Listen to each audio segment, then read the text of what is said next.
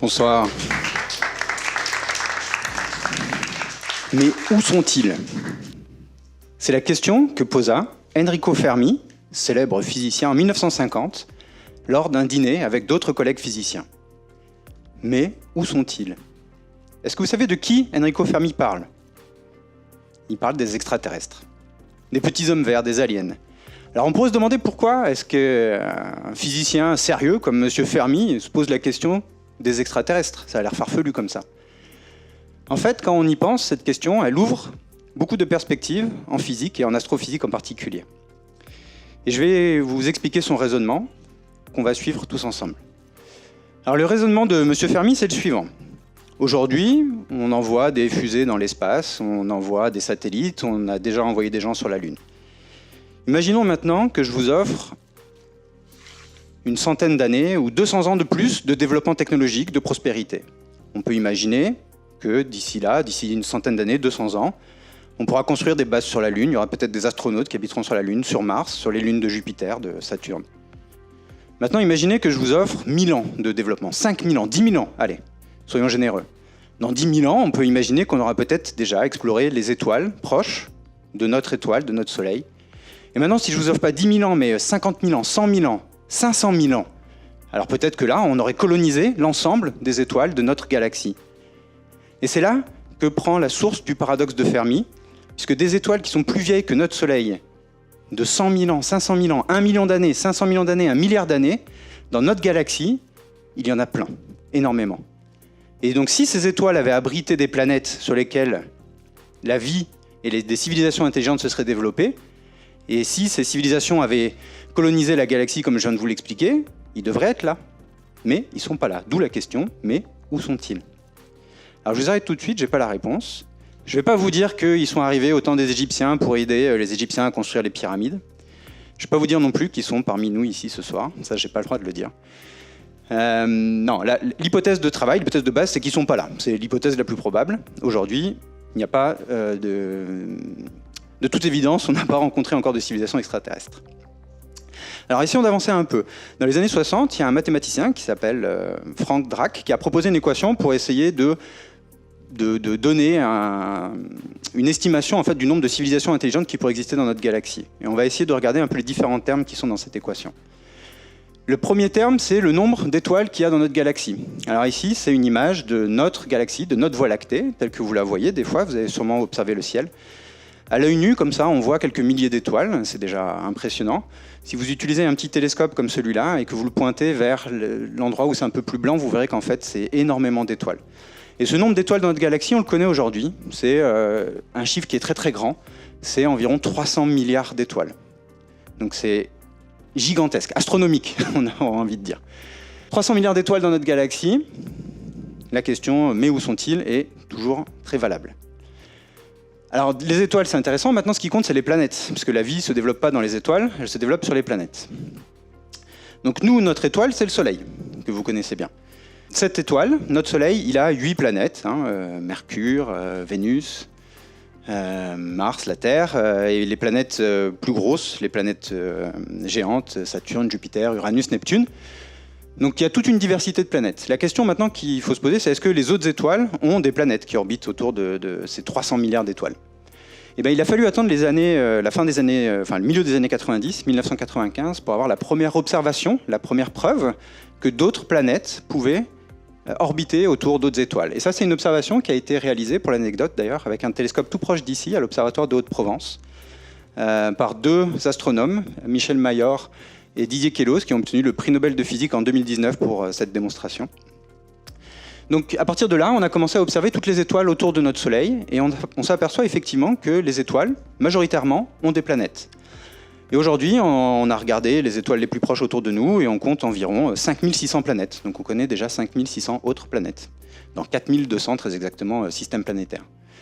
Donc on se rend compte que finalement, les étoiles en général possèdent des planètes. Donc sur les 300 milliards d'étoiles qui existent dans notre galaxie, on estime qu'il y aurait peut-être tout autant de planètes. Donc on revient à la question initiale, mais où sont-ils? Alors avoir une planète, c'est bien, mais c'est pas suffisant. Comme on le voit dans notre système solaire, par exemple, il y a des planètes qui sont trop proches du Soleil, comme Mercure. et qui vont être complètement brûlées par les rayonnements du Soleil. Il y a des planètes qui sont trop loin, trop éloignées, qui ne vont pas recevoir assez d'énergie. Il faut donc que les planètes soient à la bonne distance de leur étoile, ni trop près, ni trop loin. C'est ce qu'on appelle la zone d'habitabilité. En fait, c'est la distance de l'étoile à laquelle l'eau peut être liquide, puisque ça, c'est un vecteur fondamental pour le développement de la vie. Et on voit que dans notre système solaire, par exemple, sur 8 planètes, il n'y en a que 2 qui sont dans la zone d'habitabilité, c'est la Terre et Mars. Donc ça réduit un peu le nombre de candidats sur les centaines de milliards. Mais en fait, quand on observe les étoiles proches de chez nous, on en voit des planètes qui sont dans les zones d'habitabilité de leur étoile. On en connaît. Il y en a un peu moins, certes, mais aujourd'hui, on estime qu'il y a entre 500 millions et 1 milliard de planètes dans notre galaxie qui seraient à la bonne distance de leur étoile. Toujours la question initiale, mais où sont-ils ? Avoir une planète, c'est bien. À la bonne distance de son étoile, c'est encore mieux. Par contre, il manque encore un ingrédient qui est avoir une atmosphère. Et là, si on compare par exemple la Terre et Mars, on peut voir que sur la Terre, la vie, elle foisonne de partout. Sur Mars, a priori, il n'y a pas d'arbres, il n'y a pas de martiens qu'on peut observer. La grande différence qu'il y a entre la Terre et Mars, c'est la présence d'une atmosphère. L'atmosphère, elle nous protège de certains rayonnements, elle nous garde aussi à une température tempérée. Et on sait qu'au début de la formation de Mars, il y a eu une atmosphère qui l'a protégée. Il y a eu de l'eau liquide sur Mars, ça on a pu l'observer. Peut-être l'apparition de la vie, et en ce moment il y a des robots qui parcourent Mars pour essayer de découvrir des fossiles, alors pas des fossiles au sens des fossiles de dinosaures, mais des fossiles de bactéries ou de petites molécules qui démontreraient que la vie apparaît, et est apparue aussi sur Mars. Pour l'instant ils n'ont pas encore trouvé. Mais donc la présence d'une atmosphère, c'est un critère fondamental. Et donc c'est ça qu'il faut qu'on soit capable de faire maintenant, essayer d'aller observer ces planètes qui sont à la bonne distance de leur étoile, et essayer de voir si elles ont ou pas une atmosphère. Et ça, malheureusement, ou heureusement pour moi, parce que c'est mon travail, c'est un défi technologique qui est significatif. Pour ça, il va nous falloir des gros télescopes, des très très gros télescopes. Et c'est là où j'interviens. Ça, c'est mon travail, d'essayer de construire ces gros télescopes qui vont nous permettre de pouvoir observer ces atmosphères d'exoplanètes. Alors, on peut prendre une analogie pour essayer de comprendre un peu le défi technologique que ça représente. Il faut imaginer que la Terre, elle est 1 milliard de fois moins lumineuse que le Soleil. Et puis en plus, elle est toute petite par rapport au Soleil. Donc ça veut dire qu'il va nous falloir un télescope très très puissant pour faire ça. Une analogie pour comprendre le défi technologique que ça représente, c'est d'imaginer que finalement la Terre, ce serait une petite luciole et qu'elle est en train de virevolter autour d'un phare, un énorme phare. Donc si vous vous mettez sur le port de Marseille et que vous essayez d'observer un phare, et je vous demande de me dire s'il y a une luciole à côté de ce phare ou pas, on voit que c'est déjà compliqué. Et en fait, avec les distances astronomiques dont on parle, il faudrait s'imaginer que cette observation, on ne le fait pas depuis le port de Marseille, mais on le fait depuis la Tour Eiffel. On est au 3e étage de la Tour Eiffel de Paris. J'observe un phare à Marseille et je dois être capable de dire si oui ou non, il y a une petite luciole qui virevolte à côté. Et potentiellement même quelle est la couleur de cette luciole. Parce que ce qu'on va vouloir faire derrière, ça va être analyser chimiquement ces atmosphères. Est-ce qu'elles contiennent de l'eau? Est-ce qu'elles contiennent du CO2? Est-ce qu'elles contiennent de la chlorophylle? Et pour ça, il va nous falloir des télescopes significativement plus gros et beaucoup plus gros que celui que vous avez ici. Alors je vais prendre 2 minutes quand même pour vous expliquer comment fonctionne un télescope. C'est relativement simple en fait. C'est un tube, et au fond de ce tube ici, il y a un miroir. Un miroir qui est concave, qui est un peu comme les miroirs qu'on a dans les salles de bain, vous savez, les miroirs grossissants. Et bien ce miroir, il va collecter la lumière qui nous arrive des étoiles. Il faut imaginer que la lumière qui nous arrive des étoiles et des planètes, elle nous tombe dessus comme de la pluie. Et finalement, plus mon télescope va être gros, plus je vais être capable de collecter de la lumière. Imaginez que je vous demande, au lieu de prendre les petites fiches, là je sépare la salle en deux, et puis je vous dis, tout le groupe de gauche, vous devez collecter un maximum de pluie. Lorsqu'il pleut, je vous donne un tout petit verre comme ça. Et toute la salle de droite, la partie de l'équipe de droite, je vous donne une énorme bassine. Vous imaginez bien qui c'est qui va gagner à la fin de cette expérience. Avec un télescope, c'est pareil. Plus le télescope va être gros, plus je vais pouvoir collecter des photons, collecter de la lumière, et donc pouvoir observer des objets faibles. Je vous rappelle qu'on essaye d'observer cette petite luciole à plus de 300, 400, 500 km de l'endroit où j'ai mis mon télescope. Et les grands télescopes qu'on utilise actuellement, les plus grands télescopes qu'on utilise, ils sont situés au Chili. Et le miroir, il ne fait pas 10 cm comme celui-là, il fait 8 mètres. Donc 8 mètres, c'est à peu près la taille de cette salle. On a un miroir, on a construit plusieurs de ces miroirs qui font la taille de cette salle. Et avec ça, on commence à observer des exoplanètes. Par contre, ils ne sont pas assez gros encore pour nous permettre de voir des planètes comme la Terre. On peut voir des grosses planètes comme Jupiter, Saturne, autour des étoiles proches, mais on n'arrive pas encore à voir des planètes plus petites. Et bien pour ça, entre autres au laboratoire d'astrophysique de Marseille, là où je travaille, on collabore à la construction d'un nouveau télescope qui va être encore plus gros, dont le miroir primaire va faire 40 mètres. 40 mètres, c'est la moitié d'un stade de foot. Donc il faut imaginer un énorme miroir. On ne peut plus le faire en un seul bloc, on met plein de petits blocs qu'on colle ensemble. Et ça va être un gigantesque télescope, d'ailleurs on l'appelle le Extremely Large Telescope. Tout l'ensemble, le dôme et la structure, ça fera à peu près la taille du stade Vélodrome. Et ce télescope, il est en cours de construction.